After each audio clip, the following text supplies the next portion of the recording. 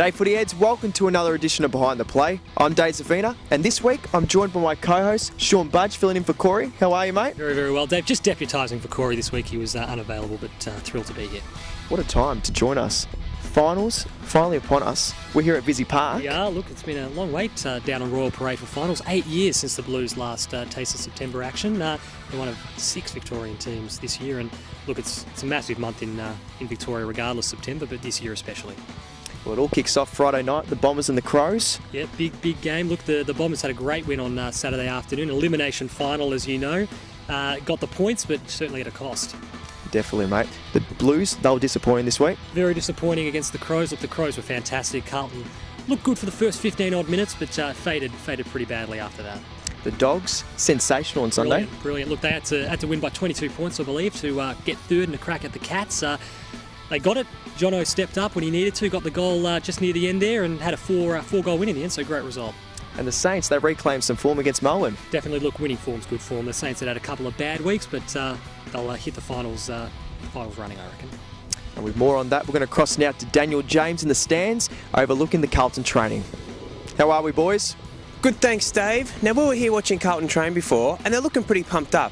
I mean, it's their first final series in 8 years, and they're looking to get over last week's loss to Adelaide. But they did get smashed, didn't they, James? That's right, Dan, they did. Look, they were beaten by 72 points, not the ideal preparation for their finals campaign. However, on a more positive note, they have beaten the Lions on their last 3 occasions. Brendan Favola will be the big link in this week's game. He kicked 8 against the Lions in round 11. And just on that, Dan, congratulations to Fev. He is the Coleman medalist for 2009. Yes, congratulations, Fev. But that's not Brisbane's only worries, though, is it? Now, look, Fev will be causing headaches, but the Lions have some problems of their own. They may have a home final up at the Gabba. However, the Brisbane Lions could be lacking options, with 4 key players racing the clock to be fit for this Saturday night's elimination final against Carlton. Star midfielders Simon Black and Josh Drummond both face hamstring assessments and will be given to the last possible moment to prove their fitness. Furthermore, doubts remain over key forward Daniel Bradshaw, who's still battling a quad injury. As for the Blues, the club has put last week's on and off field disappointments behind them, with the omitted trio of Eddie Betts, Jeff Garlett and Cameron Cloke all putting their best foot forward in an attempt to break into the side. Although his team may be lacking finals experience, Brett Ratton believes the Blues have what it takes to cause an upset away from home.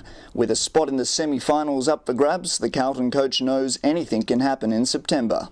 Well, there you have it, guys. There's the injury report for week 1 of the finals. But now, it's back to you, boys. Thanks, Dan. Now, from one road trip to another, Sean, the Bombers and Crows Friday night.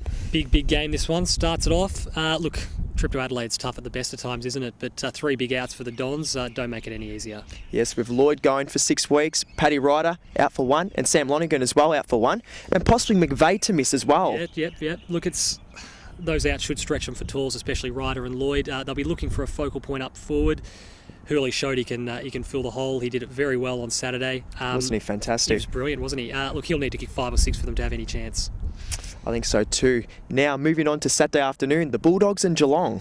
Look, it's an exciting game, this one. The Bulldogs ran the Cats to only a couple of points earlier in the season. Got the Chockies over them a couple of weeks ago.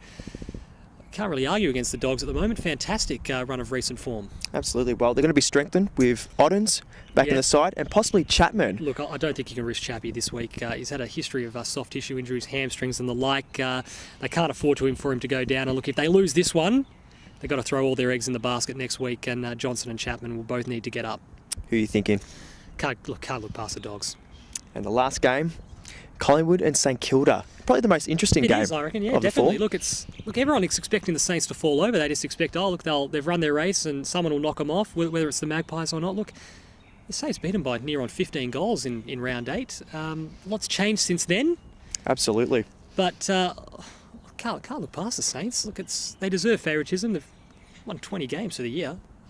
I think so too. And well, Collingwood, 1 week is a long time in football. They've proved that with their performance last week. Yeah, look, so it should be very interesting to see how they turn up. Look, the Magpies have big support wherever they go and big raps and expectation, but I think the Saints will get over them. I think the same as well, mate.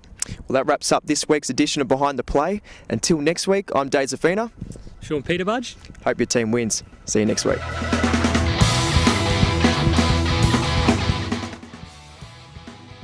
First one up, the elimination finals. Winners go in, the losers go out. It doesn't get much bigger than this.